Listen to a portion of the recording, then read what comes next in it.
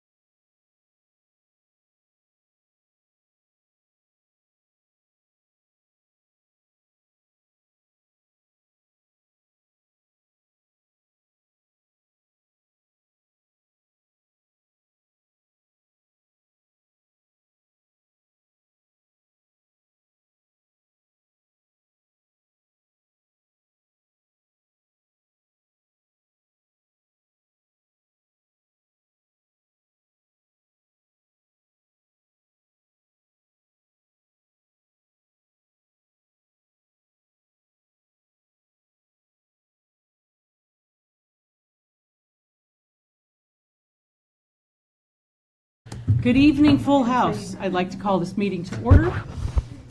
Hang on.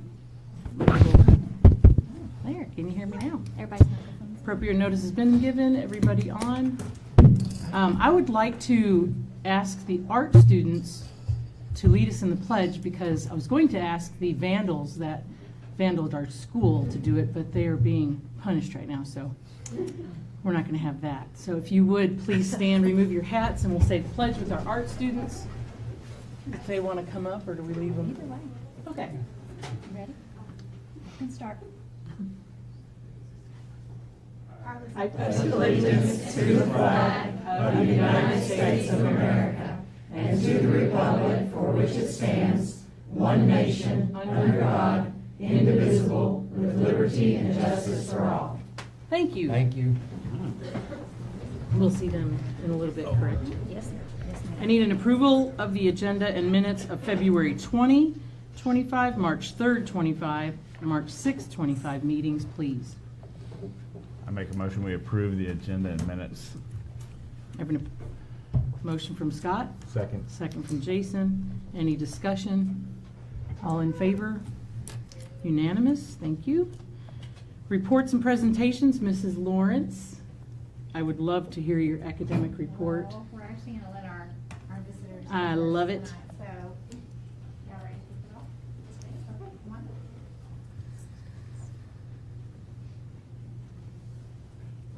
Good evening, everybody. My name is Gracie Sakura. I'm a senior at Mountain Home High School and the current president of the Art Club. So I've also served as the Young Arkansas Artists Association state officer for the past 3 or so years, I think. So first of all, I'd like to thank you very much for letting me come and speak and share some of the exciting things that have been happening in the visual arts world across our school district. So, of course, in celebration of Youth Art Month, we're going to present everybody with a gift from the district art students tonight. So you will be receiving a set of gift cards or greeting cards that display images of the artworks that are done by our students.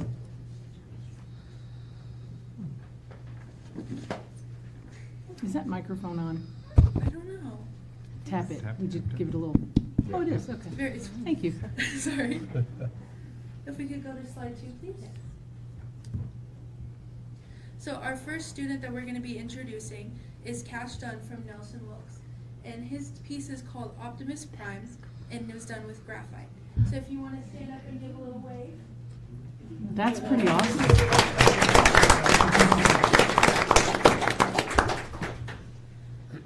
Slide 3, please. From Hackler, we have Harlan Brown with Puppy Portrait, and that was done with watercolor and oil pastels. You can stand up, give a little wave. Oh yeah, of course. Uh-oh. Uh-oh. Congratulations. I know that your grandmother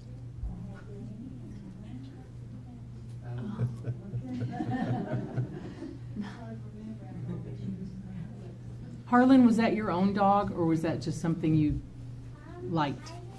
I just love her. Okay. Oh, and I must say, that was the first female board member, is Bonnie. Oh, Brown. that's right, Bonnie Brown. Her Yep. grandmother. Very nice. Just a piece of history. So next we have Harley Dawson from the 5th grade. Her piece is titled Where the Red Fern Grows, and that was with chalk pastel.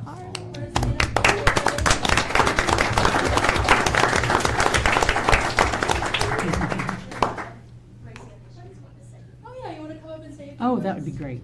Sure. So my masterpiece, Where the Red Fern Grows, it was made during a project which Miss Norcross, which I would like to give special thanks to. Well, she had set up a project for us to do since recently in literacy class we had read the book Where the Red Fern Grows, and in my opinion it was just heartwarming. I loved it. And so that book inspired me to make this art piece, Where the Red Fern Grows. This picture shows Billy, one of the main characters, petting his beloved dog, Old Dan. Good job. Hey, What do you want to do when you grow up? Because, man, I think I'm going to vote for you for president, and you need to be on the school board. Take over the world. I think I might want to become an animator. Yeah, well, there you go. You're on your way. Beautiful. And it's a masterpiece. I love how Well you done. Well done. affirmed that. Thank you. Good job, Harley. Thank you.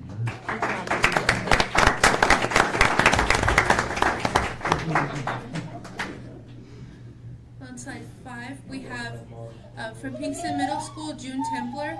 Her piece is titled Brutus, and it's done with colored pencil. Wow.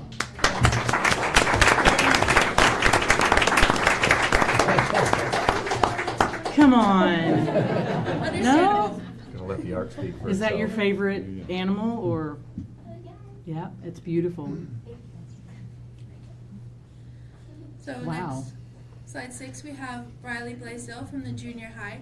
Her piece is titled My Jelly Cats and I. That was done with colored pencil and pencil.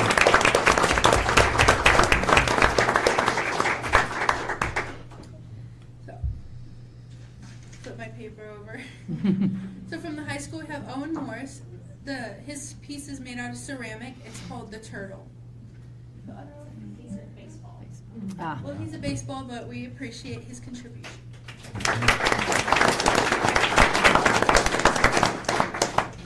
Next we have Maggie Main. She's also from the high school. Her piece is untitled, but I think it speaks for itself. yes, It's done with oil pastel. So, beautiful. now she's here. We can still give her. She doesn't want to get up and speak? Oh, she's not here. Okay. No. Never mind. So after that, we'll get on to the Fine Arts Fest at the Hackler. So from what I understand, it went off really, really well. And let's see, we had a successful Fine Arts Fest March 4th. Visitors were able to admire over 1,000 art pieces from our students and participate in some fun activities and some food, from what I understand too. So it's exciting. Pinkston Middle School Drain Project.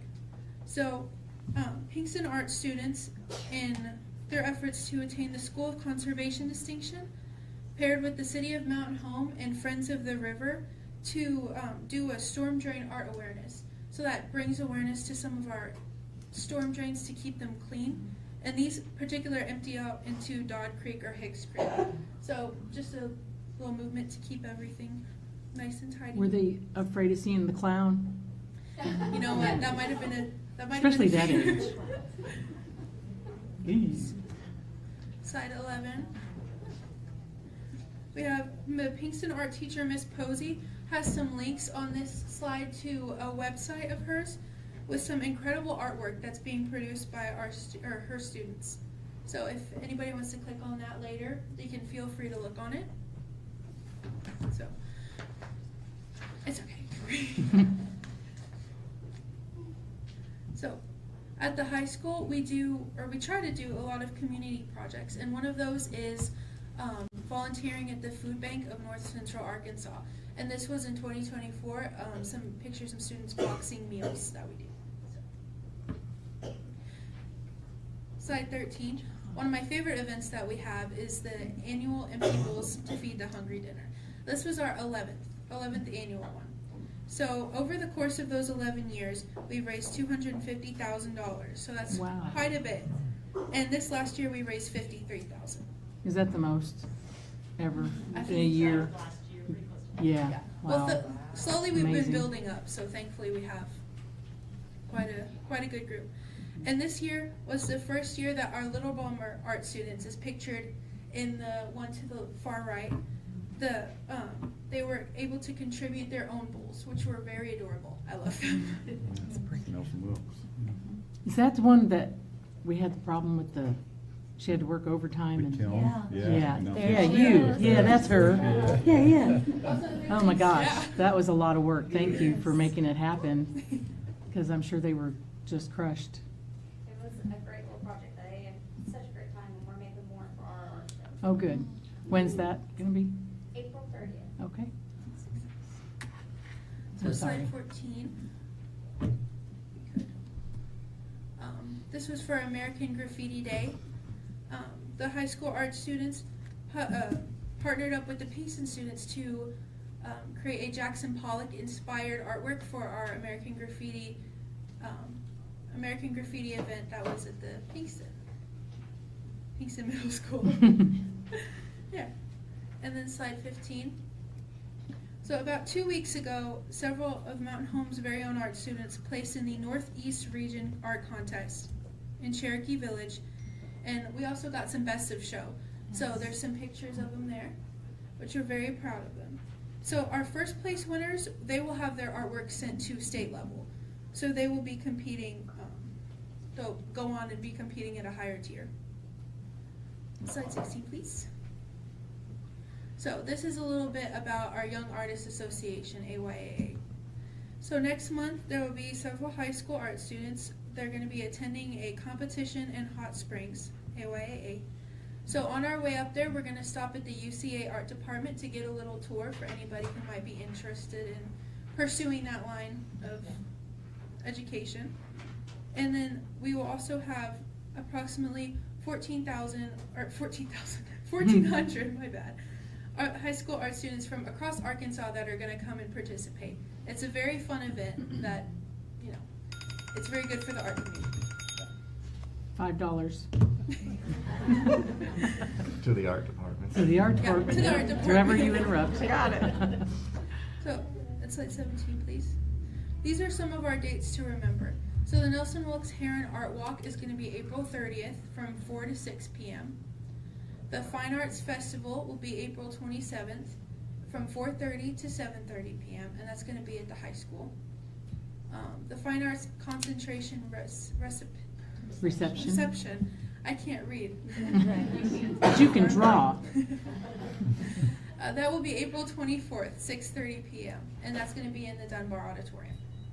And that event is going to recognize seniors who have earned a minimum of 4 credits in at least one fine arts area.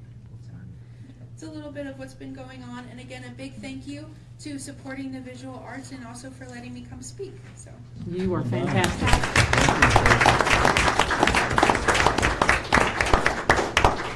Will that be on our website, the links to those dates? Yes, we can definitely do that. And this is attached. On there, okay. It's already attached. Thank you.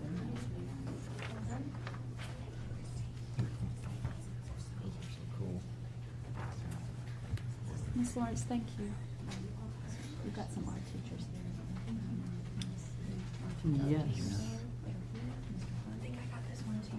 Here you go. While we're passing this out, could we have the art teachers please stand up so we could recognize all of our fantastic art folks? Thank you so much.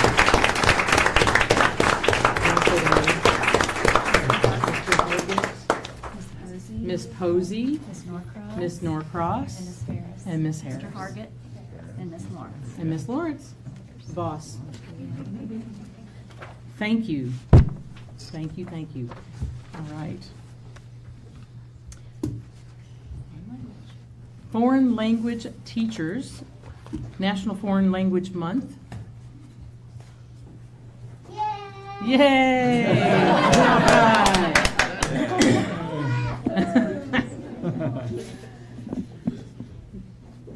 Thank you for having us. Thank you We're for being here. celebrating World Thank you. Culture Month and Youth Art Month, so this is a really big deal for us. I think you know these people behind me, but just in case, we have Senor Rodriguez, Herr Francis, and Senora Westcote, and I'm Madame Laurence.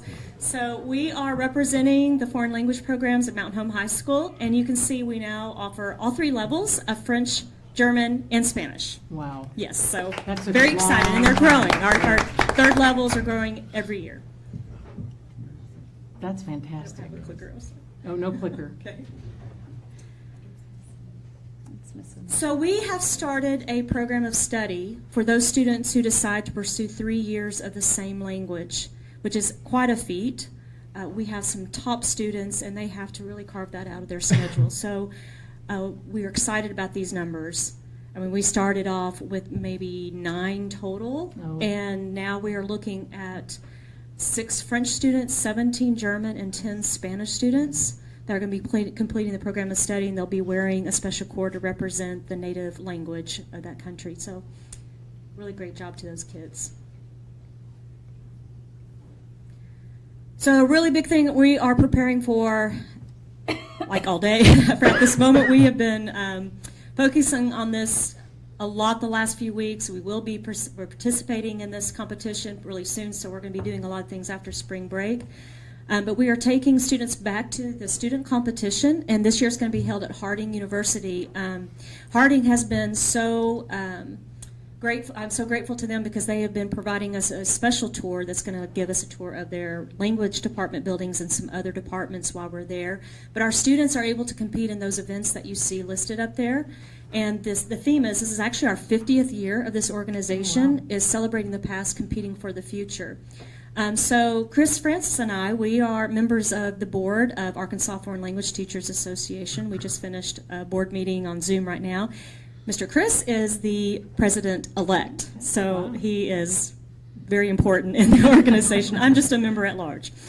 So we're really excited for this competition. It gets our kids some recognition in an area that they probably don't get very much recognition in. All right, so we are really excited about this next thing. Real quick, or just, Yes. so in this meeting, I just wanted to throw this in because this was news for both of us. A few minutes ago. Yeah, exactly. We had one of our members was recently at it was the Central States meeting, so it's about 14 states. It's a foreign language organization that encompasses 14 states, and apparently Arkansas is the only state out of the 14 that has a state-level student competition, which really shocked me. So, go Arkansas. Go Arkansas. Thank you. All right, so the Arkansas Seal of Biliteracy. This may be something you've heard of. Have you heard of this? Have you? Okay, so this is a huge deal for us. The Seal of Biliteracy is something that has been going on for several years at the national level. But in 2018, this is when it became something official in Arkansas. And you can see there that this was really presented by the organization that we're a part of, plus the Arkansas Teachers of English to Speakers of Other Languages. So this is an endorsement that our students can get. So if you go to the next slide, you can see a little bit more. So 3 big things that the seal will bring us, and it should show the next 2 also. It's the state's highest recognition for high school art students in the languages, in world languages. It shows that they attain language proficiency in 2 or more languages. So us as foreign language teachers, we have to first make sure our students are proficient in English. And so these students have to have a certain score on their ACT or their SAT, or if they're a student of another language, they have to take other tests like the ELPA exam to show proficiency. So that's first and foremost. So you're already talking about top English students. Well, they also have to take a language test, and we are giving this test. I think that's on the next slide. We're giving this test very soon. So what does this mean for our students? They will receive a seal on their diploma showing that they are proficient in at least 2 languages. We have 2 students that are testing in more than 1 language. They will also receive a special certificate and then a special stole that you see in the 3rd picture that they can wear at graduation. This is our statistics as of last fall. We have already been doing this in Arkansas, and so you can see there's over 6,000 students that have earned this seal. This is our first year. We have had 464 students just in this last semester in Arkansas. 4 new languages, I know Turkish was one of them. 4 new languages have been added, and so we're seeing this increase across the board. In the next slide, you will see how this applies to Mountain Home. So we have 20 students who are testing. Wow. March 31st. Please say a prayer for Say a them. prayer, yeah. Yes. Say a prayer for us because this is our first time. We have students testing in our languages, French, German, and Spanish. We have a young man that's going to be testing in Italian. Yes. So there you go, Miss House. Really excited. There are 4 sections to this test. They have to do listening comprehension. So these are microphones and headphones while they're taking the test. They have to have a speaking proficiency, so they're being recorded, writing, and reading. So we are really talking about a serious exam that these students have to This take. isn't Babel. Yes, this is this is more than that'll get them a good foundation probably. Yeah. But yeah, it's pretty incredible. But we're working with our kids, and we're giving them some practice tests and giving them some opportunities to find some places online where they can practice. So really big deal for us. You can see here, this is the list of things that will also benefit our students. This is going to really enhance their resume. This will enhance them for not only scholarships, but for future employment opportunities, as we all well know. We are more of a global community than we've ever been before, even in Little Mountain Home, Arkansas. And so we are looking at some great things that we are doing for our kids. But this also helps our school district, so just so you know. So we really want these kids to do well. We really want to cheer them on. March 31st. March 31st. And so we've allotted 3 days because it can take a long time. Hopefully we'll get them finished by April 1st. So they're spending their spring break studying. In theory. In theory. We'll see. But, I tell them no matter what, just that they have shown the courage to take on this challenge, that says something about these kids. Because this is not easy, especially if you're just taking language in a classroom setting where you're not immersed 24/7. This is just a really great opportunity for our kids just to experience it. Plus, if they're not a senior, they can take the exam again in the fall. So, and we have a sophomore too taking it. So they have more opportunities. They have every semester they can take it, and they can take it multiple times. So, yes. Yes, and we are looking at level 3, that being a requirement, almost like the AP exam for our AP courses, that they have to take the syllabi literacy. So that's something that we're working on. So moving on to our individual. Oh, did you have any more questions about the seal before I go on? We have our French students that, thank you. Thank you, Kelly. Just in case you had questions. You're good, Kelly. Yes, she is. She was reading my mind. We have completed our 5th tour of Quebec last summer. We had a great bunch of kids. Had a great time. It was interesting because out of all places they were having a heat wave. So the people up there didn't know what to do about all the heat, but it was a great tour. As you see on the map there, we spend most of our time in the star, the capital city of Quebec, Quebec City, and then in the red dot, Montreal, which we know as Montreal. And we do have a June 2026 trip already scheduled. We already have students signed up for that, hopefully signing up some more. So in the next slide, you'll see this is a beautiful scene of Quebec City, where you see Chateau Frontenac and St. Lawrence Rivers in the distance. We are using EF Explore America. We've used their agency. I've used them since 1999, so I've been around for a while, and have been always happy with them. They do everything they can to make us safe and provide us great opportunities. And then the last slide you see for French. This was our group that went this last summer. This was the first time that I was able to cross the ferry. So we crossed the ferry, the St. Lawrence River, in Quebec City, which is a huge historic area. And so this was a great experience for those kids. It reminded me of the old days of crossing the ferry when I lived in Gamelia. But it was a little bit bigger. So I'm going to turn it over to our, I think it's German that's next, our German teacher, Herr Chris Francis.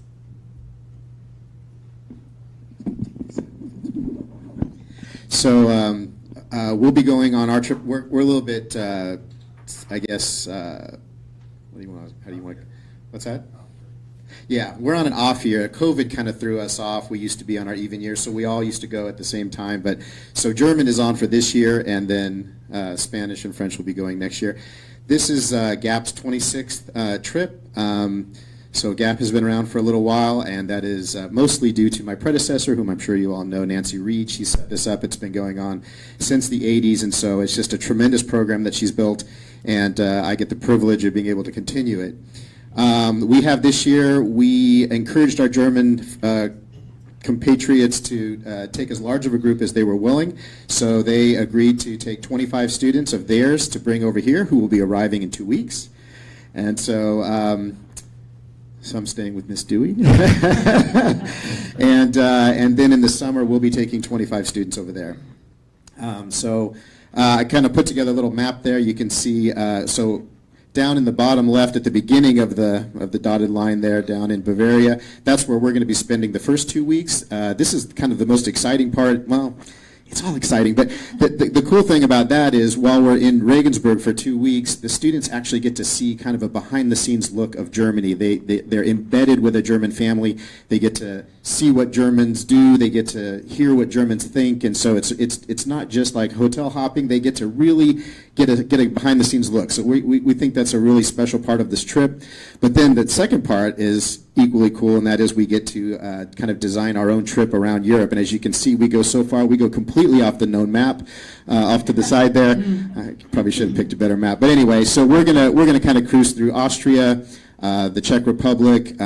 We have an exchange student in Poland right now who just happens to be from the city we wanted to go to.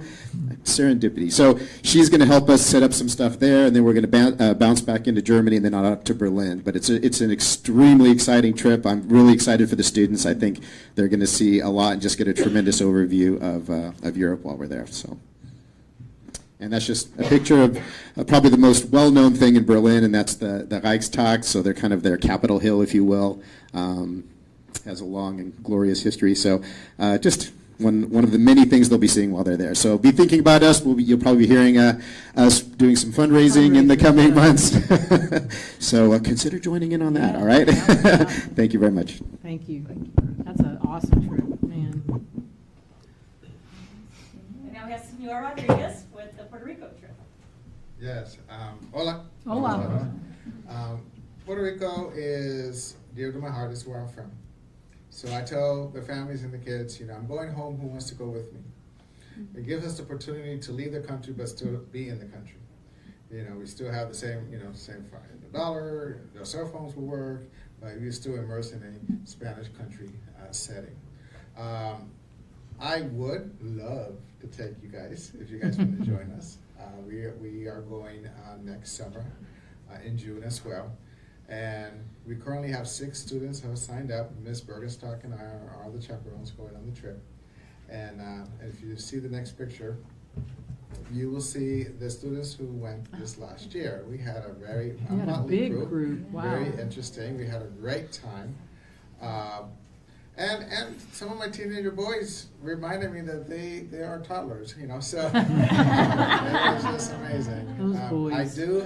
I do have some flyers that has a code. If you want to see more detailed information about the trip, I'll leave these here for you too. But it is an amazing opportunity for them to explore. We all know what's important about traveling. Now, the safety, EF provides one of the most secure trip possible. From the moment we get there, we have a 24/7 tour guide. It's the same in Quebec. All our trips are together as a group, probably with another group. Our hotels, we have a security details just for our rooms. So if that door opens at night, I don't know about it. And we do some amazing trips. We go to rainforest, we go to Florissant Bay, we have a cooking lesson, dancing lesson, we go to the beach, we keep them from burning, that's my goal. But it is an amazing trip. This is our 6th trip with students, and very excited. I have hundreds of pictures if you'd like to see them, and for our trip, and thank you so much.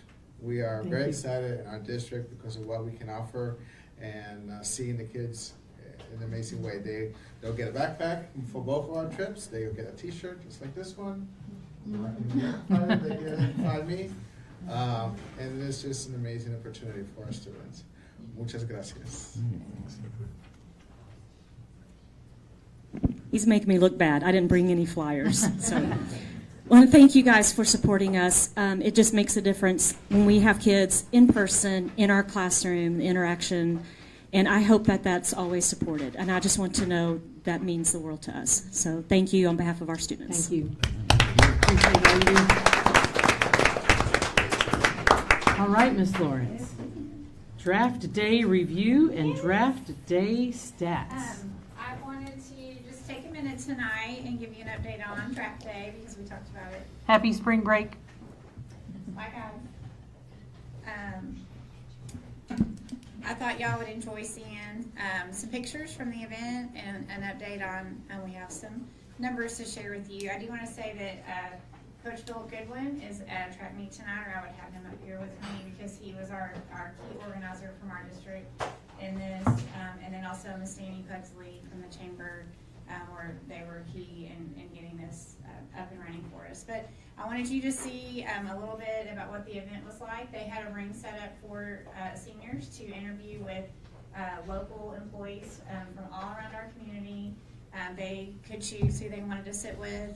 The great thing about this is first of all, they got to experience a real interview, but they also got some information from these employers about what they would expect, what that job would entail for them, and they could see if that was a match for them moving forward. So I thought y'all would enjoy seeing the setup of that. So they had that but that's the trout room, I think, but they had that room was full. And then the students could go to the Career Expo, and that was in that main room at the shed, and it was wall to wall.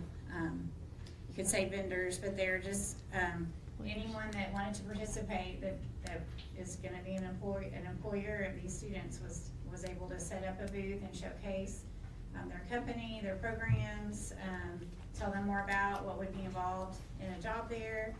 What I did really like as I visited the tables is they tried to bring multiple employees from their companies so they could talk about different opportunities within the company. So there might be an aspect of that place of employment the student might not have thought of before. So they got a very robust experience meeting the community partners throughout the event. And they could just take their time. They had a lot of merchandise available for our kids to see.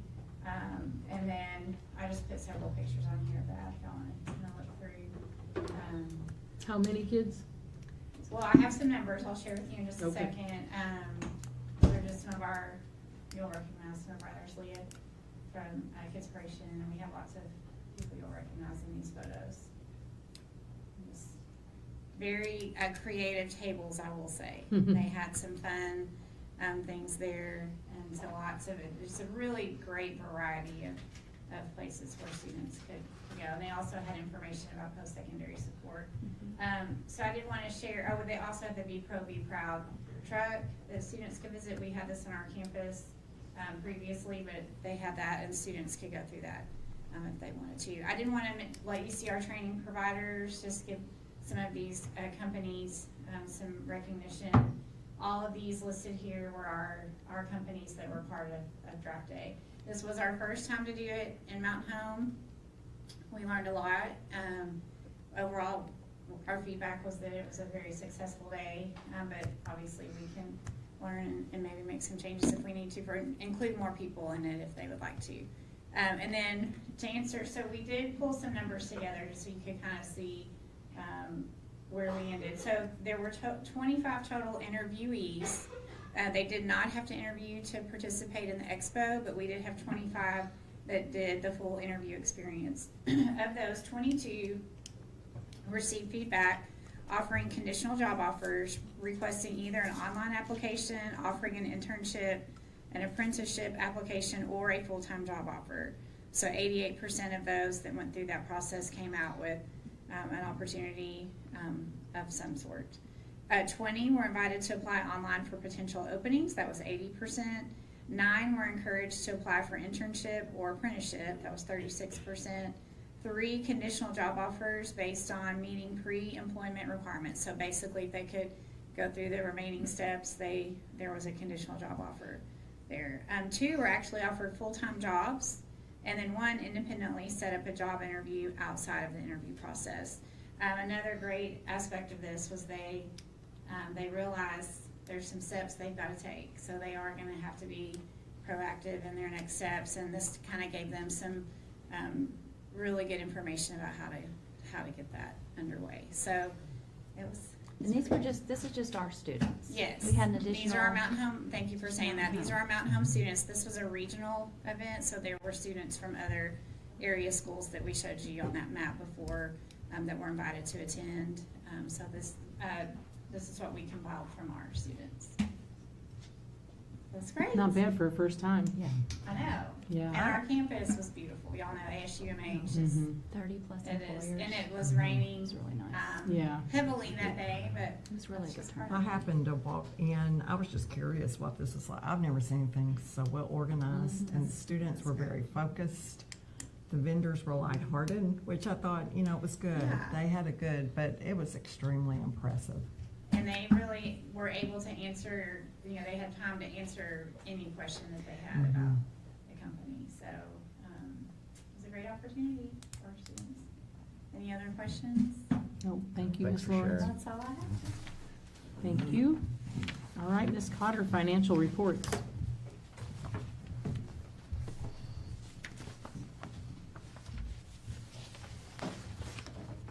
Good evening.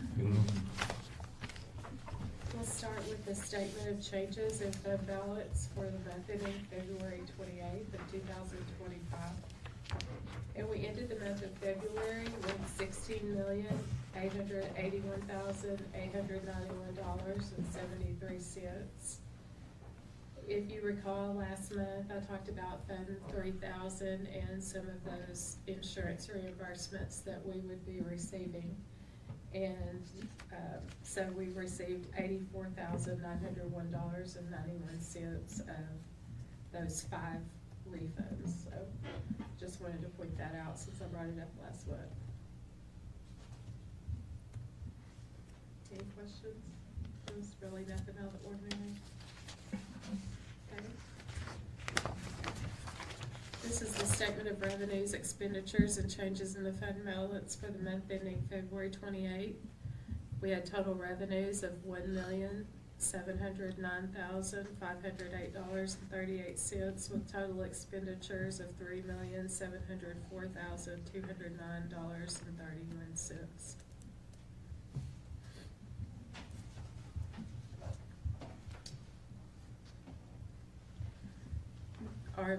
Looking at our monthly fund balance tracking, we ended the month of February with $10,328,255.26. And that's up a little bit from last year. And then moving on to our statement of changes in activity funds, we ended the month of February with $625,475.13.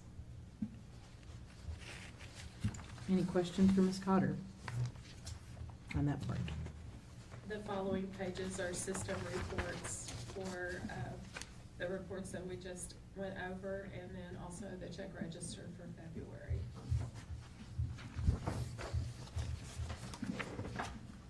Thank you, ma'am. Thanks, Lynn. Hope you feel better. Thanks. We're gonna send her home. Yeah, bye-bye. Bye-bye. Bye-bye. Take your toys and go. She's done. All right, oh, sorry. Hello.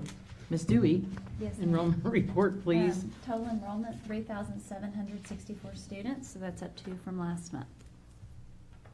We'll be take them 2 at a watching- time. We sure will. We'll be watching April 4th, Mr. Roach, is that right? Is kindergarten registration, so we're really gonna be keeping our eye on that. Don't expect a huge crowd, but you never know, right? You never know. Never know. They'll show up. That would be wonderful. And a student transfer update, Ms. Dewey? We have 2 out and 1 in, so this is negative, but one of the ones that left, or the child had never attended school. So they moved to Mountain Home and wanted to go to another school for a smaller school setting. So really they weren't. They were never ours to begin with. No, they were never ours to begin with. So, not that that's great, but it's not like we lost a student there, so. Maybe we can win them over. We might be able to. Okay, Mr. Knight, facilities update.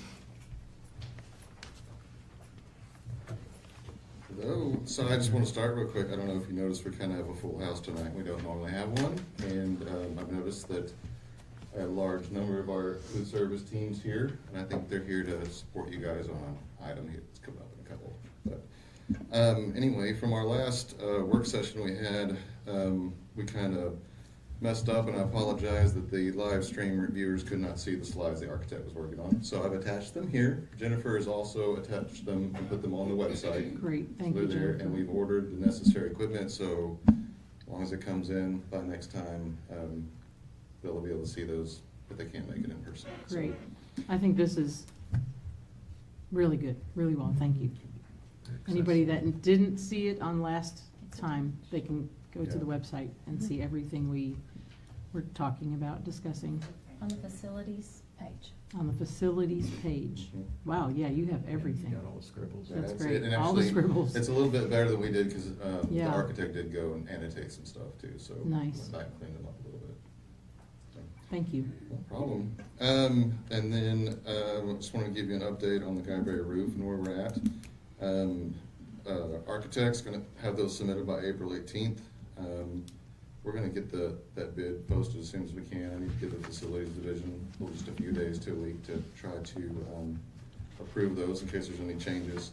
And then get those open and selected mid-May, and then bring that to you at the May board meeting for approval or not approval. And hopefully, I mean, I can't guarantee you when the construction can begin because I don't know who we're picking yet. Start that this summer and try to get as much of the noisy stuff as we can get done, if that's the way we're gonna go. And then, last, I know, in June, we had the problem with the roof, from the high winds, the kids blew that off, and I just wanted to show you and attach there for the public that we received those, that insurance payment and how that all broke down. And that project is complete, so. If you have any questions? So that funding will be in Guyberry in May? Decision will be? Will it be funded? Should know in May. In May, okay. I'm hoping we'll know, so you'll know when Okay, thank you. Good question. Any questions for Mr. Knight? Thanks, Chris. Okay. All right, Thank you. thank you. Safety and security update, Mr. Helmert?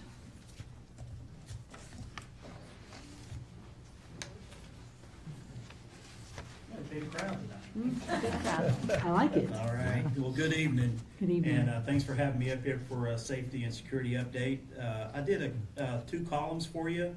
If you look at 2024, and also did a 2025 on some things that we're looking at and in the future.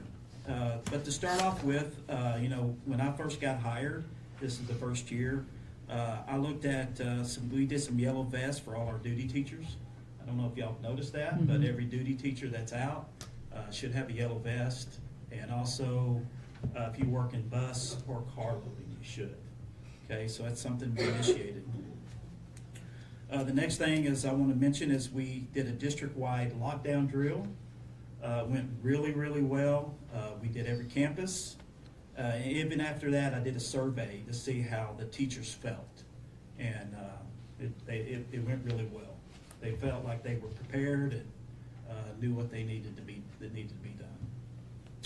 done. I'm also working, this has been a process, but also working on our new badge system. Something that when I came in that I kind of took over. We've worked out the kinks and it's going really well now. So if you want access to our schools, you've got to come through me to get permission to get that. So it's going well. Another thing is I've started updating our EOP. I've got a template from the state, and it's a huge undertaking. So it's about a 112-page document. I'm really trying to see what works for us, use and don't use. So I'm still in the process of updating our EOP. So let's go to 2025.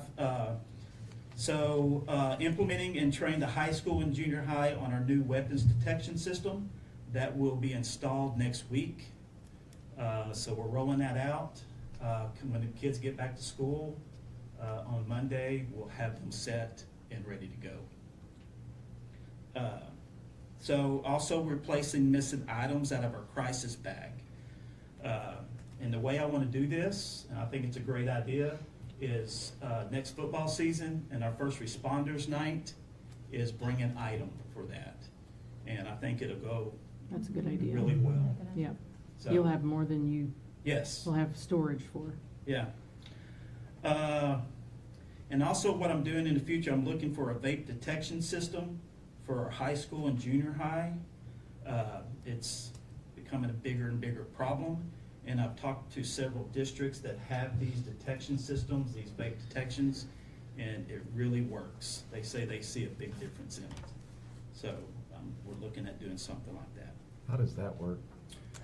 So most kids go into a bathroom, so they're mounted like not a camera, but it's mounted at the ceiling, and it just detects the vape. Really? And So it's like a Smoke detector. it's like a smoke detector It on a is. different level. Yes, and what it does is it immediately sends up to your phone that says, hey, vape detected in whatever bathroom. And if you can't catch them, of course, we have cameras. They can look who's coming and going at that time. So it's worked well. So that's one thing that we're looking at some of our campuses. I think also the fear of deterrent, knowing that it's there, also can deter them a Yeah, little bit. you would sometimes. think, but- I know. It's creative. We were teenagers Yeah. once. So anyway, y'all Thank have God we didn't have any vapes. questions on, Still being I built. just mentioned just highlighted some things that we're working on. Do y'all have any questions? The doorknob process is, that's in process and In process, happening? yes. When do you expect that to be complete? Well, we kind of ran into a little snag on it, so we're really going to hit hard this summer. Okay. So, but it is in the process. It was a little loud and Yeah. disturbing our classrooms. Okay. Yeah. So had to kind of I back got some that train complaints up a on that, little. so I talked to Chad and Chris, and they said, yeah, we can do some things and really hammer it out this summer. Okay. Any other questions for Mr. Helmert? No, thank you for the Thank work. you. Yes, Appreciate thank you, you guys. very much. So, I can stay up here, or? I think Yep, you can. you sure All can. right. Soon as she And- leaves and and they sits put me back, back to back. Me and my wife are going on a cruise. So It's our So hurry 30th up. anniversary, so Congratulations. we're leaving after this. Oh, okay. Board action items, request to approve security pressure. laminate purchase. Yeah, so the first action item, I know there's a lot on there, but the first one is for approval for our security laminate throughout our district. So a little background on it. We have been awarded $221,300 in the second year of the state security grant. A portion of these funds will be used to enhance the school security by installing safety film across the district. Although this project will ultimately be cost neutral to the district, it is structured as a reimbursement grant. This means the district must initially cover the expenses with reimbursement to follow up on project completion. Recommendation, I recommend that the board approve bidder one for the installation of safety film across the district at a total cost of $39,130, not including tax. I move the board approve the recommendation. Second it. I have a motion by Neil, a second by Molly. Any discussion? All in favor? Unanimous.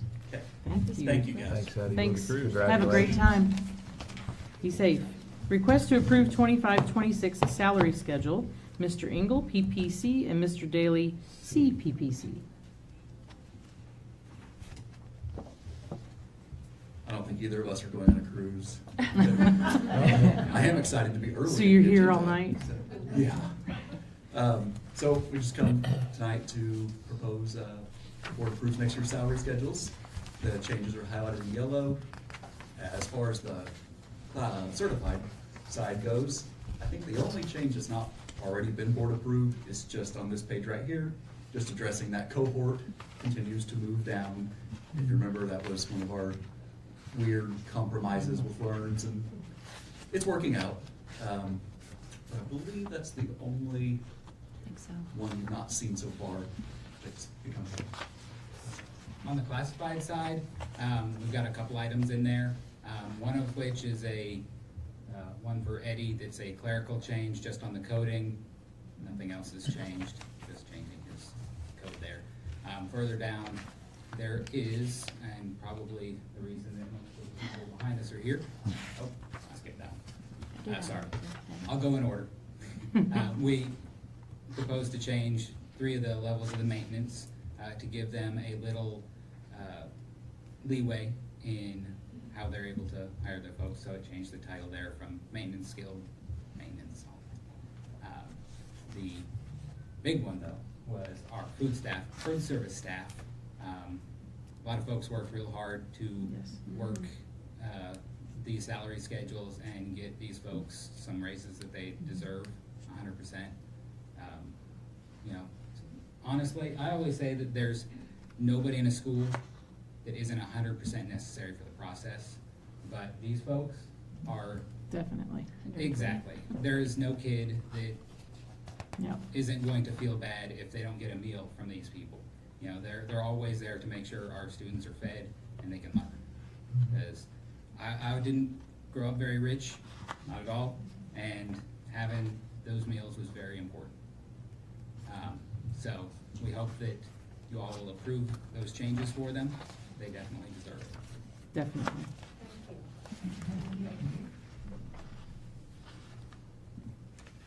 Make a motion, we approve the recommendation as presented. I'll second. I have a motion by Jason, a second by Scott. Any discussion? I just want to say y'all deserve it. Definitely. This is one of the easiest approvals. Sure. And makes me very happy because I'm a foodie and I do not want to see any family, child, adult, elder go insecure without food. And you guys serve some good stuff handed to the menu that you're forced to serve, which isn't always easy. And it looks great. Thank you so much for everything you do. And they are. Thank you. There's some of the hardest working Oh my employees in the gosh. district too. Yeah. I know you, maybe I worked today in the food service over in the junior high, and it wore me out from 6 a.m. to 2 p.m. I was done. Right. So that's right. I tell you what, you get one piece of food Well, splashed in your face while you're washing dishes. Yeah, you appreciate it. Yeah. So, Too bad we can't double it. I would love to do that. thank you all. Thank you so very much. Have they voted? Oh, yeah, all in favor? It's unanimous. Okay, congratulations. Thank you for everything. Thank you. Sorry. Okay. Next up. Are you leaving us? Taking the money and running? Take the money and run. All right. Breakfast starts soon. Happy spring break. Breakfast just around the corner. We gotta get some sleep so they can be back bright and early. Yeah, thank you very much.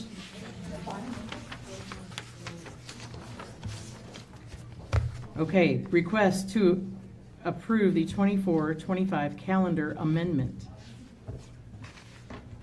Well, we had 5 days plus 2 hours of snow time that we had to make up. We had 5 days built in, 2 hours had to come from somewhere.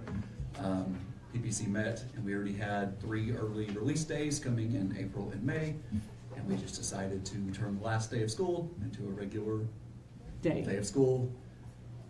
Probably the least disruptive to everyone's plans and routines, so that's what PPC voted. So with that, I ask you would approve the calendar adjustment to turn the last day of school into a non-early release day. I make a motion that we accept your proposal. I have a motion by Barbara. Second. Second from Jason. Any discussion? All in favor? Unanimous? All right. Request to approve Section 3 policy updates. Mr. Engel. Following ASBA recommendations, there were numerous changes. PPC actually voted to probably not change 3 or 4 or so that were recommended. We just liked what we had better.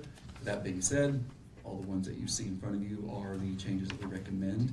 Many of them are either just structural or basically grammatical errors. Only a couple would really result in what I call a change. It is worth noting, the last one, we are adopting ASBA's artificial intelligence recommendation. It's going to change. I mean, it really is. AI is being built around us right now.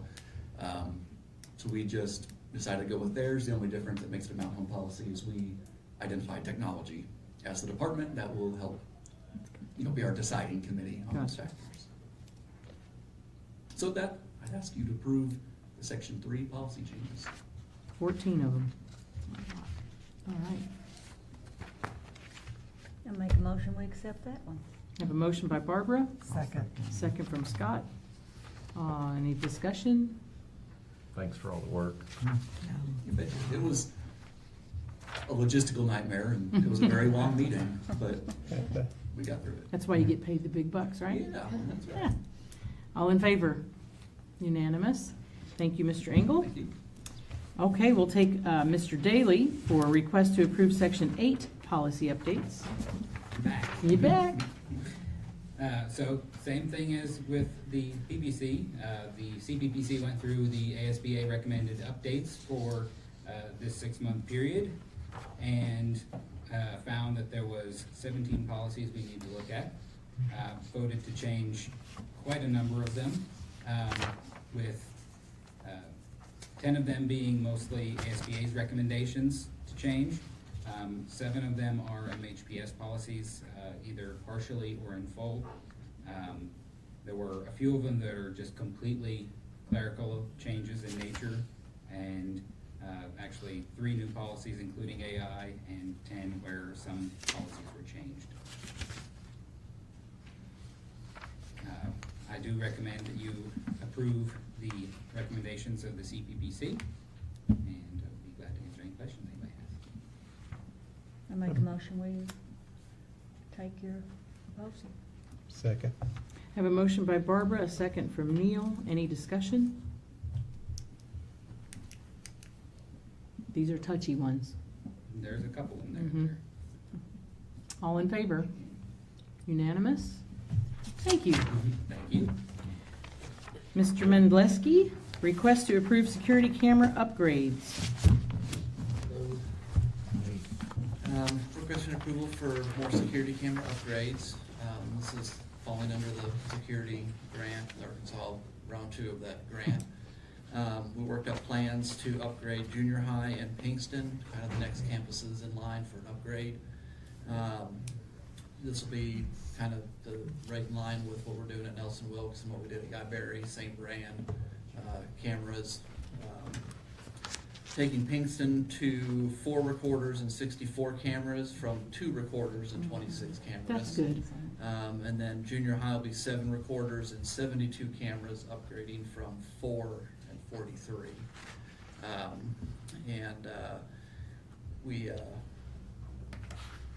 The goal is to have everything complete by June, by the end of June, ideally, so that can be reimbursed on this year's funds for that security grant.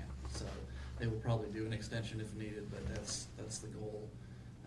Vendor says they can start probably 2nd week of April or 3rd week of April, and they will be doing all of the cabling and install on this. So that's what these numbers include, that the whole project. So I'd like to recommend you approve both projects, same bidder number 1 for both projects for those amounts listed below. Make a motion, we approve the recommendation as presented.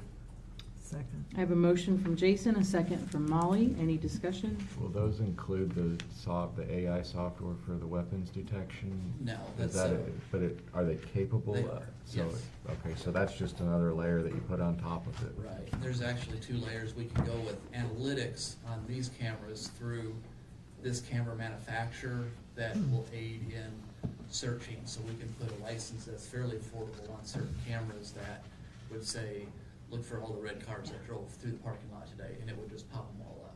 Nice. And then the other layer would be like Zero Eyes, which would actually be like a weapons detection, analytical scanning. So, Is that like a software that you add on? yeah, it's a hardware add-in that basically scrubs all the footage looking for Wow. things that shouldn't be there. We are in some weird times. Golly, I'm glad we didn't have this in school. We'd have gotten in so My much more blue trouble. Pinto would have been plastered all over the billboards. Okay. Definitely would have made it to the board. Where did we leave off? Okay, Jason, Molly, discussion, all in favor? Unanimous. Thank you, Steve. Thank you. All right, Ms. Cotter. Sorry, I thought she left. I did too. I thought Ms. Dang Harper- it. Ms. Harper's here. Darn it, okay, we can trade you out. Request to approve primary district depository. It's that time where our banking contract will expire March 31st, and Ms. Harper and I worked together to send out a request for banking proposals. We sent those out on February 11th and asked that they be returned by March 7th. And so attached, you will find the banking services RFP, so you can see the list of the things that we included. And then there's another link for the banking services rubric. I believe 9 banks were contacted. Ms. Hubbard contacted them personally through email so that everybody knew that it was out there and had the opportunity. We've listed those on this spreadsheet, and it correlates with the request for proposal. Make a motion, we approve the action item as presented. Second. Have a motion from Jason, second from Neil. Any discussion? That's the most banks I've seen bid on this in a long time. 9 banks were contacted. 1 notified Ms. Harper that they would not be submitting a bid, so Okay. everybody else that. Wow. Is that? Yeah, that's what she said. There were actually 10. Yeah, 10. I'm sorry. 10 that we contacted. 1 said they wasn't going to, 1 didn't respond. And then we got 8 proposals. These are local banks, local Yes. to us here? Okay. As local as it gets. I think this is great. I mean, this is as best you can, multiple bidders, let's pick the best one. And I'm assuming We've bank number 6 that increased. we're looking at, 2% cash rebate on the cards. I mean, it looks really great. All in favor? Unanimous. Thank you, Ms. Cotter. Stay there. Request to approve the fiscal year 25 budget adjustments. Each year, the State Department puts out final allocations, and that requires us to make some budget adjustments. So what you see listed on the spreadsheet are adjustments that we will be making based on those final allocations. The 2276 is our ELL fund, and that, we never get that number until November when they do an official count, so. I've just held off so I could bring them all at one time. But we will have some more next month as well. Okay. So I'm asking that the board approve these adjustments. I move the board approve the recommendation. Second. I have a motion from Neil, a second from Barbara. Any discussion on this recommendation? All in favor? Unanimous. Thank you, Ms. Cotter. Now, please go. Request to approve contract service agreements, Ms. Lawrence. Judy. So our background on this action item is the Arkansas State Board of Education gave final approval to the Arkansas Department of Education rules governing how to meet the needs of children with dyslexia. Since the 2016-2017 school year, MHPS Board of Education has invested in many opportunities to develop further training and strategies for teachers and staff. Some of these include Apple Connection, Susan Barton, and District RTI guidelines. Our rationale is that for the 24-25 school year, we would like to continue intervention support for grades K-12 in efforts to increase student comprehension and reading skills. The interventionist will provide direct instruction for students in need of additional academic support. And with that rationale, we would like to ask you to approve the academic services agreements of Patty Bell as presented. She has agreed to come. We have just a handful of students that the slots that they needed to receive intervention were not available, and she's able to cover that final handful to get us through to the end of the school year. And so we're asking for you to approve our agreements. I'll make a motion, we approve the proposal as presented. I'll second. I have a motion from Molly and a second from Scott. Any discussion? I see the hourly rate. What's the approximate number of hours? For Ms. Bell, she is doing, I believe, about 10 hours a week. I can confirm that with Ms. Okay. Trivet. It's not a high number, but it's enough to keep us in compliance with our Arkansas dyslexia laws. So. Okay, thank you.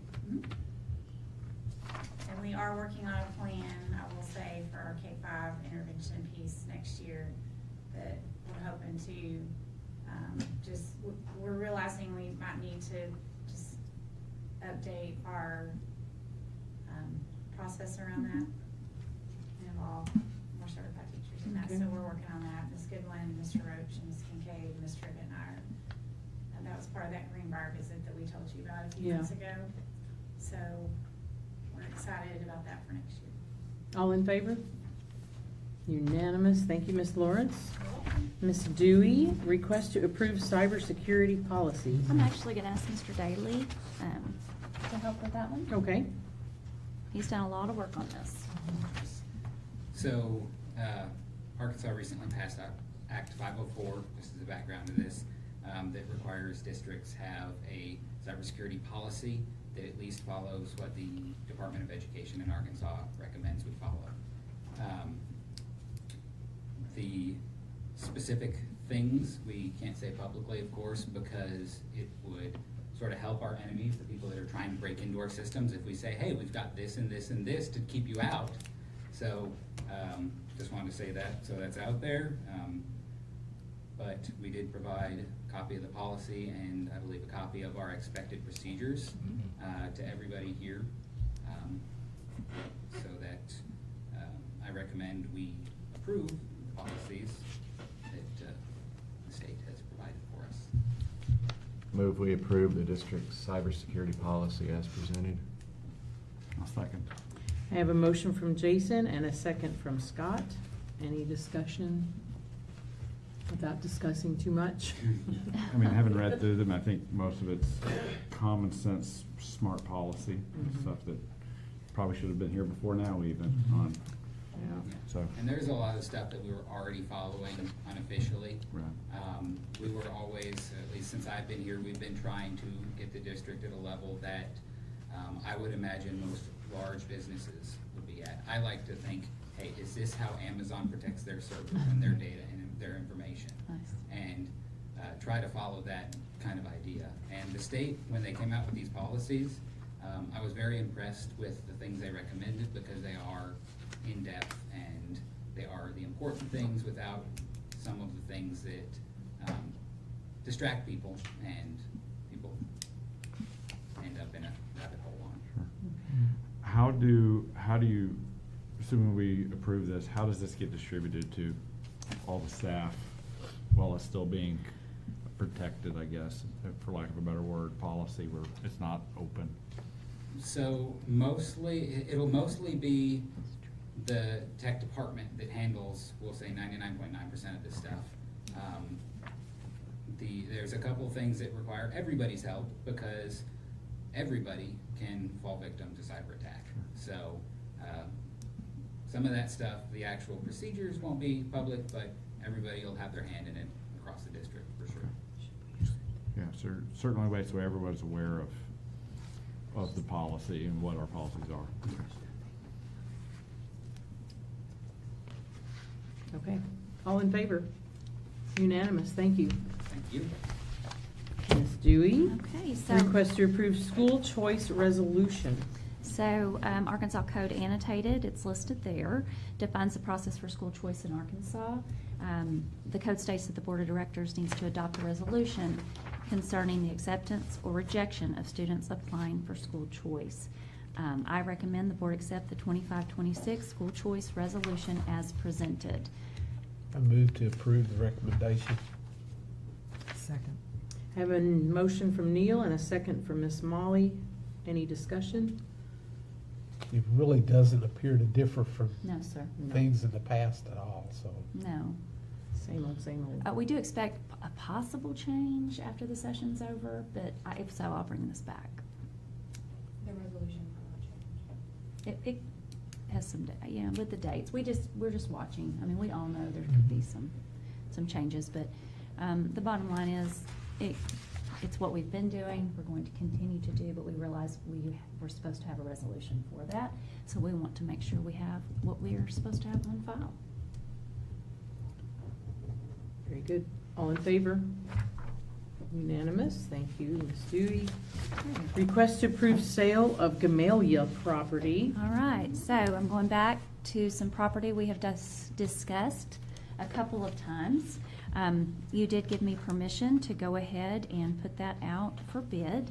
We did have a couple of bids submitted and did sealed bids. So we did a bid opening and we had a winner. So as you know, we talked about when you all gave me permission to sell the land, that was really the step that needed to happen by the board, but I think it's important that folks know what's going on, and so I want to bring actually the sale to you all, even though it goes above and beyond our policy. Very transparent, thank you. I recommend the approval for me to go ahead and pursue the sale of the district's property in Gamaliel to bidder number 2 for $10,000, which is a fair market value and covers all expenses related to the sale of that property. Make a motion, we approve the recommendation. Second.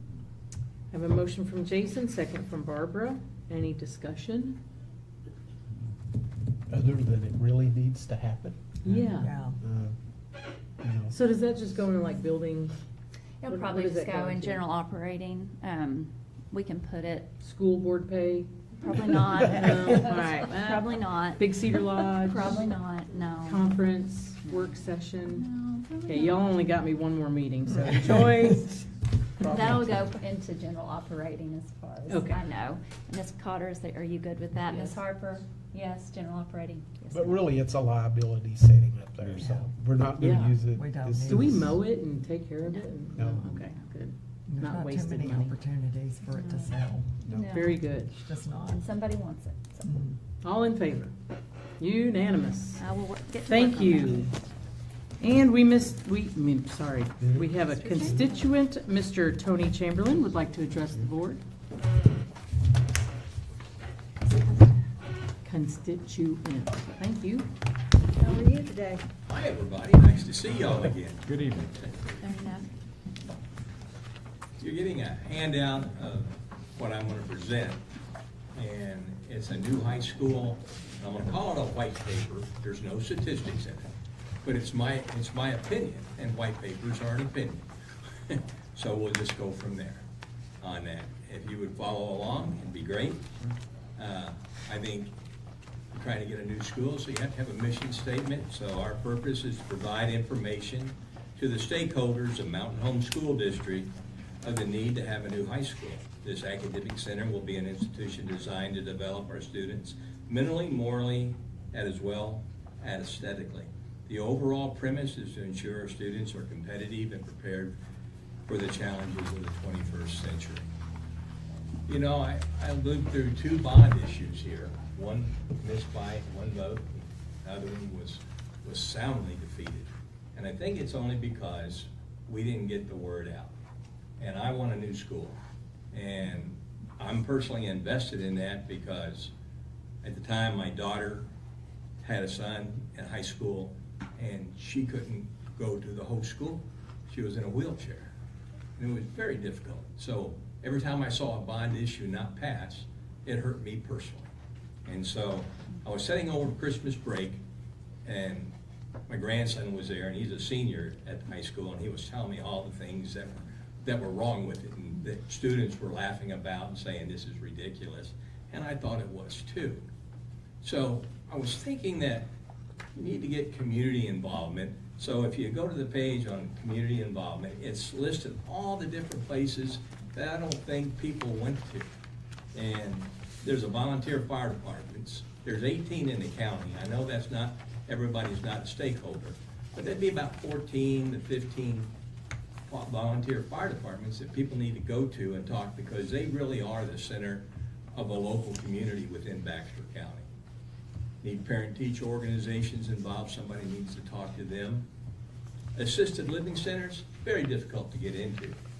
But I'm a poll worker, and busloads of people from the assisted living centers come and vote.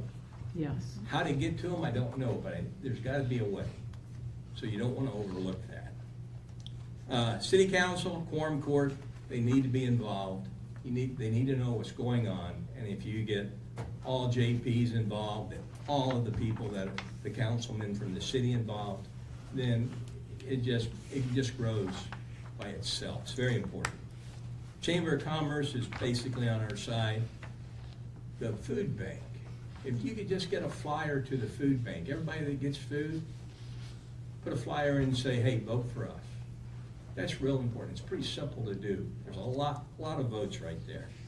The Council on Reading and Head Start, all new parents are involved with that, and they'd be more prone for a new school than anyone, because they'll have a longer time to be invested in the program.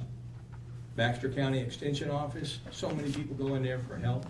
If you just had a flyer out front so they can just pick it up. These are things to go through. Just go on down through all of these things, but things that I think of is like car clubs. How many people see old cars here at Mountain Home?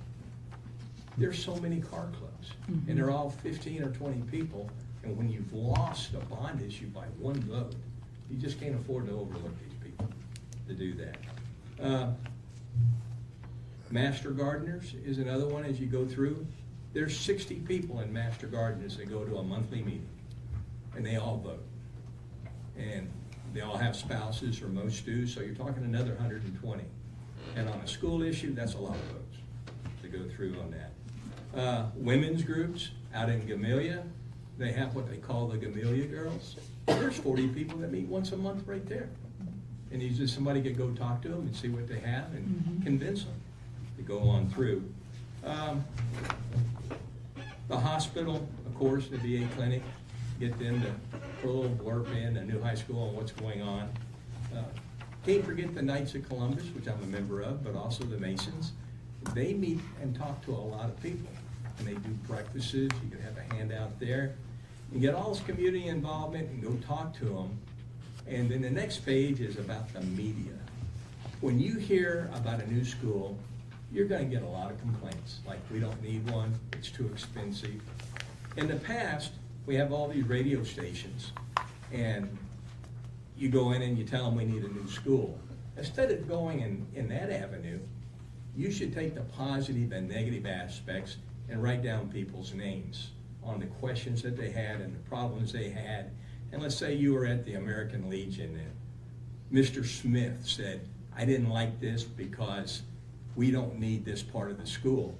That should be brought up, and he should be applauded for making an input, and then explain, please, if anybody has a way to solve the problem or to mitigate this problem, then let us know.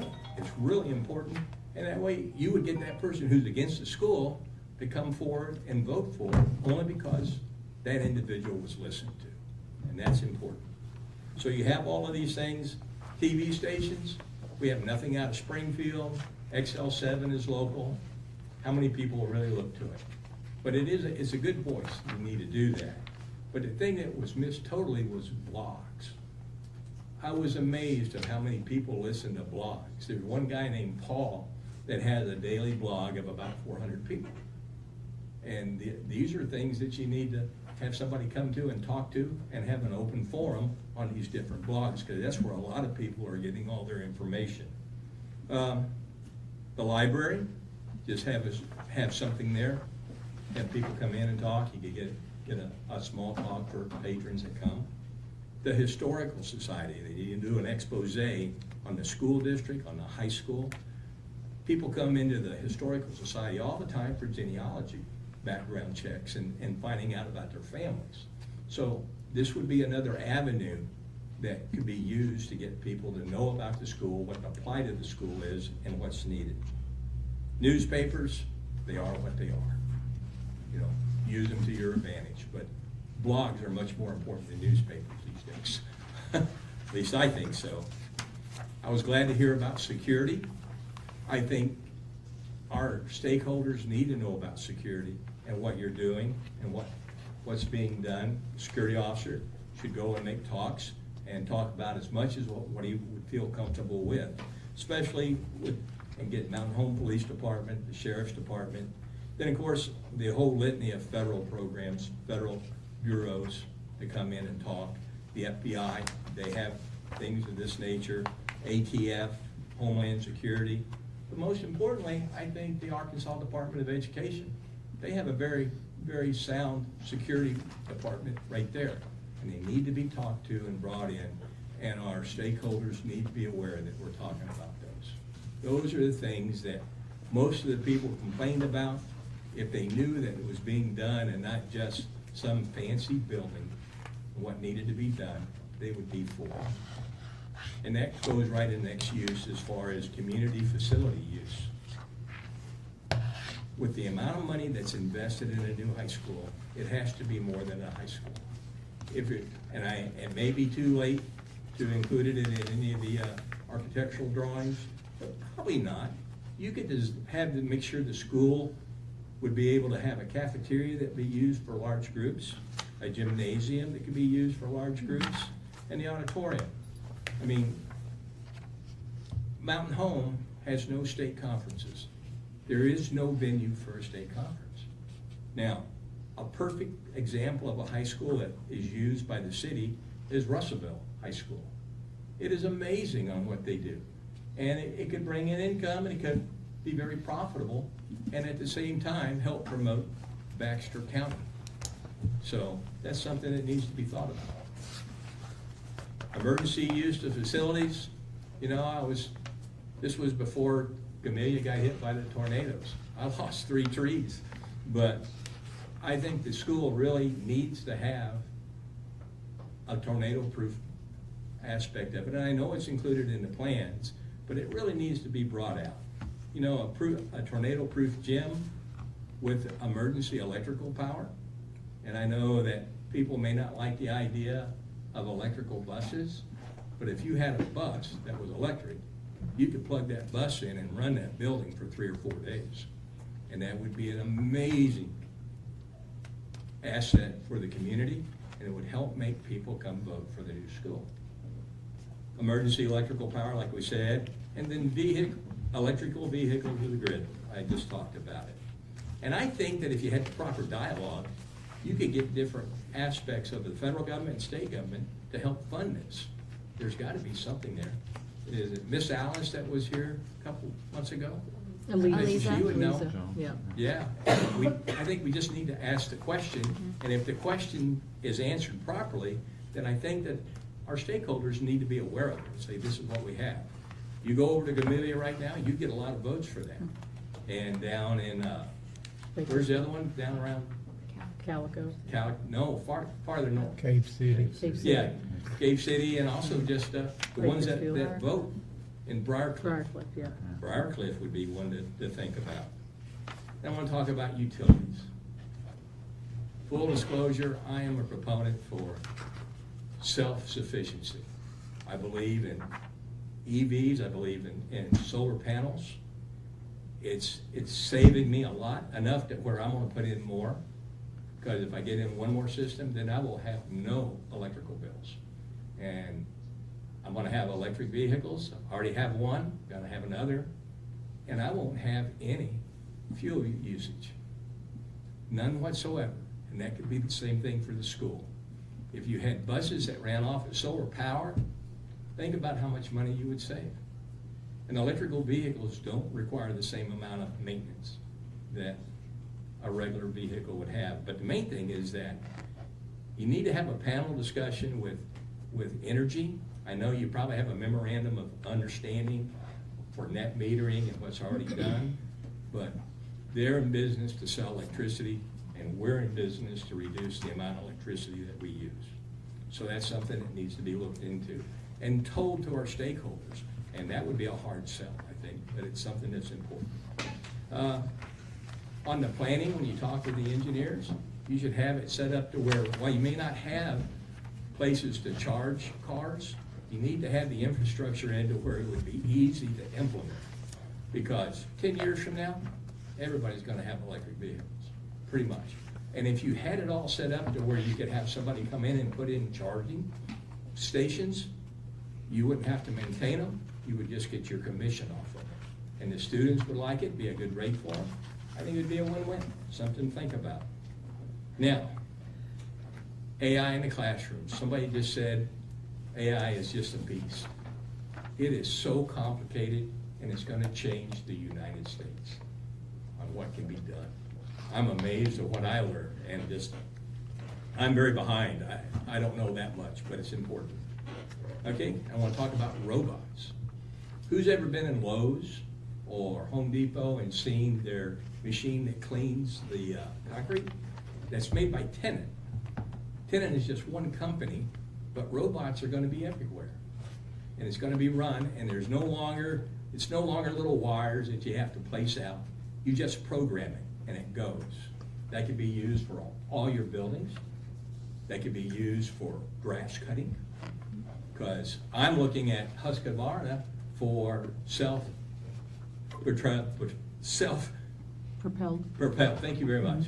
For cutting my I'm just vineyard. trying to rush you. Yeah, I know, I'm trying, I know, okay. Usually Do you that. get 3 minutes, but Okay. we're gonna give you. All right, I'll stop anytime you want. No, Ms. you've Lisa. got great. For sure. No, you have great ideas. Okay. You really do. But you could have that for groundskeeping, and think of how much money is spent just for cutting the grass. A If you bunch. had a machine that was just out there doing it.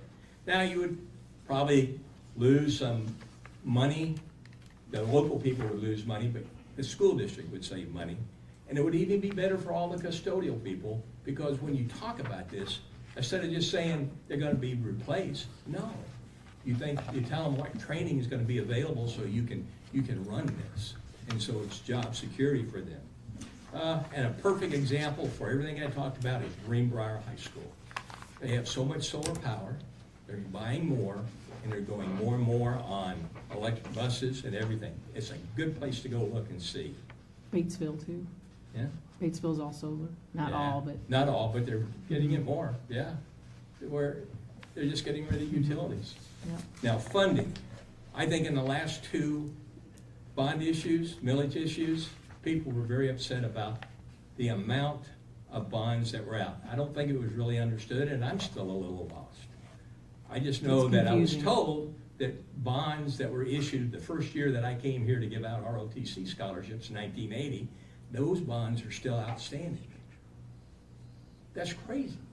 Why would you want to give somebody a good education and then saddle them with some type of debt that's never going to end?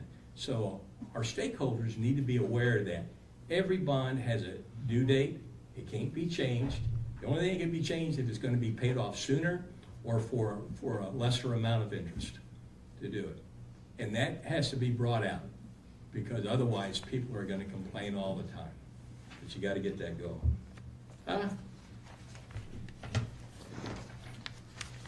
Next page. They need to be told, the stakeholders need to be told exactly what the cost of a non-high school graduate is. The greater propensity for them to be in trouble with the police, medical problems brought on by extra drug abuse. That is just a captive audience that you have. Unemployment, and more importantly, underemployment. You just can't have people around that are not high school graduates. They have to be trained.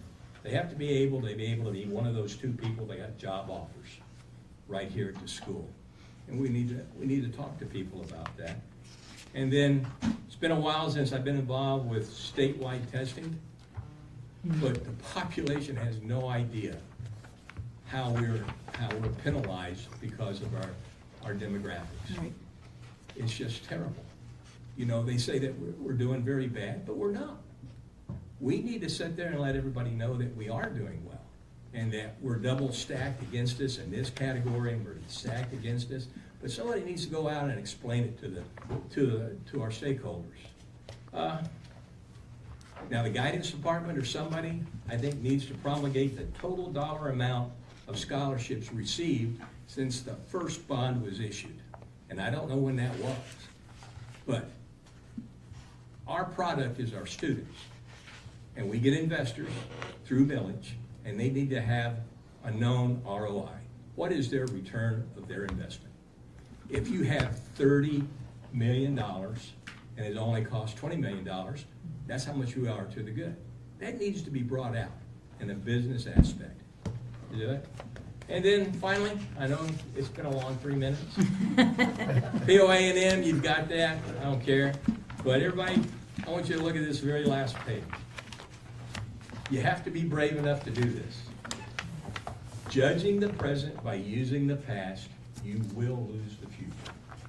And you need to tell everybody that. You know, what did Henry Ford say? He said that in 1904, if you asked somebody what they wanted, they'd say, I want a faster horse. They're not saying they want a car. But in 1904, there was only one car on Broadway in New York City in this picture. In 1914, there was only one horse and everything else was a car. That's how change is going to happen now. It's going to happen that fast. I'm excited for it. This is a big task. I just don't want to lose another bond issue. Me either. Take that home, think about it. Would you like to be the president of the new? No, ma'am. No, ma'am. Come on. I do appreciate that, but I've learned to say no. The new village, well, I think you've got great ideas, Tony. You always have, and I've always enjoyed speaking with you. They're just ideas. No, they're. I think that's a great idea. Well, okay. Very well put together. I'd We say more, appreciate- but I'm on camera. Well, thank you very much. Thanks, Tony. Okay. Have a good night. Okay. Does anybody need another one? All right, board discussion. Anybody have any discussion? No? Discussion? How's the softball game going? Oh, well, it's there. Okay. Superintendent's update. So, spring break is right around the corner, and we have some very excited educators. Everybody, to students, And educators. students. And I think it's SROs. gonna be, Cafeteria. I think it's gonna be a beautiful, beautiful week. I need to look something up real quick. Okay. I brought the wrong paper. When you do paper, sometimes you mess up. I want to make sure I say something correctly. So spring break next week, I wanted to bring up some discussion about the upcoming school board election. Let me see, oh, it's not coming up. Okay, there. I just want to make sure I say this correctly. We have, okay, so first, shout out high school boys football team. I'm backing up. We had several members of the boys high school football team go to Bakersfield today. They are cleaning the park and unloading a truck. And so super proud of those boys and their dedication and the work that they did. And I think they deserve a special shout out. Absolutely. And thank you And Coach Avery. for Coach Airy and Yep. his volunteering and then getting a group together. And I believe Coach Schrabel drove the bus for them today, so. And super thankful also, for what they did. I think Josh helped me get some FFA kids Okay. to go help with the food bank's Wonderful. garden because they needed gardening.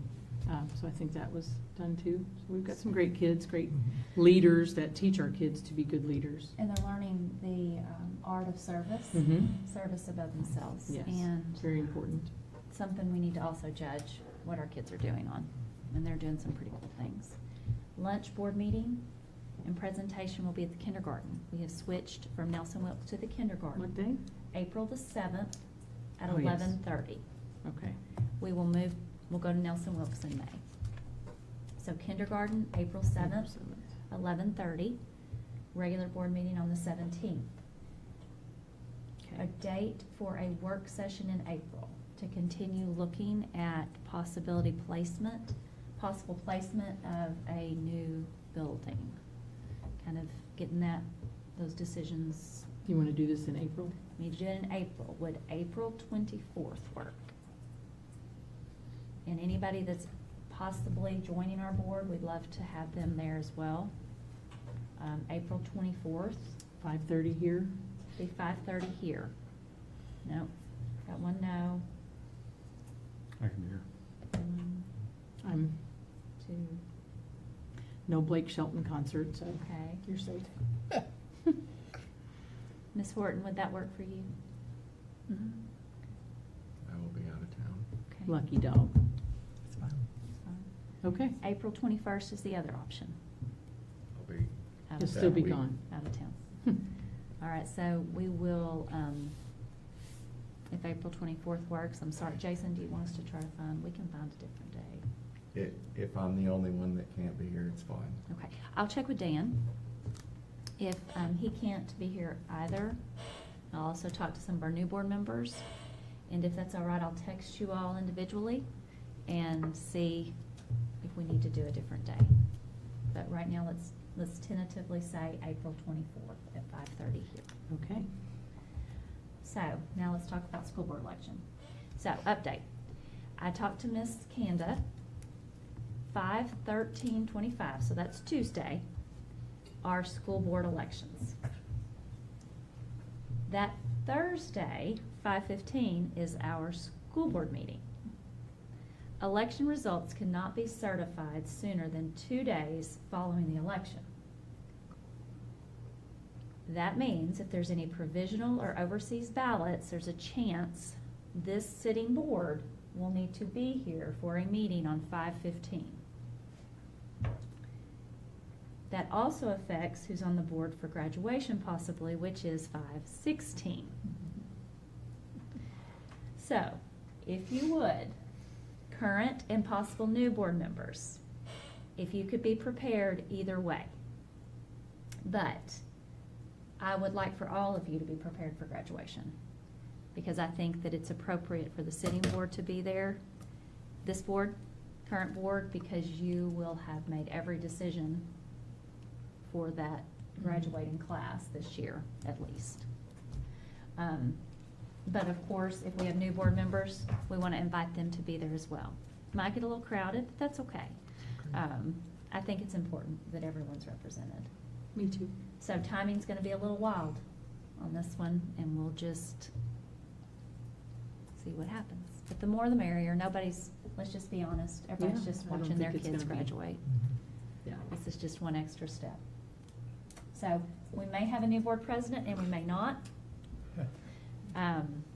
But He knows I like handing out diplomas anyway. your name is on the, Ms. House's name is on the diploma, because at the time of technical graduation, I mean, I'm sure we have some stragglers, Ms. Russell, Mr. Engel, but they will have graduated with that board president, so. Okay. Any questions on that one? You see why I had to look that up? Clear as mud. I wanted to get that That's word for word. Oddity. So has it ever been like this before? Yes, Or is Scott it had just Scott. Scott had that, but I don't remember how many days it He was was in after the June. runoff. The UCAVA votes, the uniform service, the overseas ballots that go out to servicemen, they have, I believe it's 10 days post-election, and they Yes, that's expire. right. If they don't have it within 10 days from the election, so what's Yes, on sir. the 13th, so the 23rd. 23rd, if there are any outstanding ballots, right? They may have them all back, and this doesn't Yeah. plan, but if there are Yeah. any that they send out and don't come back, Even if it doesn't affect the outcome. doesn't affect it at all, they can't certify it until 10 days prior to give that vote a chance to come in. So it's probably gonna be the 23rd of May before Could be. the election. Probably, could be. That as late as was the 23rd. case with That was the yours. case for me. Okay. I think it was 3 ballots, Scott, 2 ballots, something It- like it that they was- were it waiting was- on. It was minute. It was something small, And the sure. 2 would not have made a It doesn't- difference. Yeah, it doesn't matter. But so. it didn't matter. And it's Now- not just your race, it's the whole election. Yes, So- ma'am. So even the unopposed candidates, Yeah. they're not certified, is that correct? Yes, That's sir. my understanding. Yeah, it's Yes, not an individual thing, it's the whole. The election It's is- the election ballot. itself is not certified. So, So they can't be sworn in. I would plan for probably board elections to be the After, following yeah. month. It's not, it's for, a slim chance. for the officers. Correct, to right, reorganize. correct. The officer, that won't happen 2 days after I doubt. Probably not. Probably not. But I'll be here. everybody just be, if you're good with that, some of you, Mr. Pendergrass is going, oh my goodness. He helps us a lot. Yeah, he's like, I'm out. Just plan on, everybody, just plan on both, and we'll go from there. Okay. Does that sound like a plan? Yes, ma'am. Okay, thank y'all. Thank you. Superintendent update, unless you have any more board discussion? That was the superintendent Oh, update. yeah, That's all I okay, got. sorry. Very good, then we will break It was for the longest executive. one for a That's while. fine. Executive session to discuss personnel employment, retirements, and transfers. Mr. McGrath?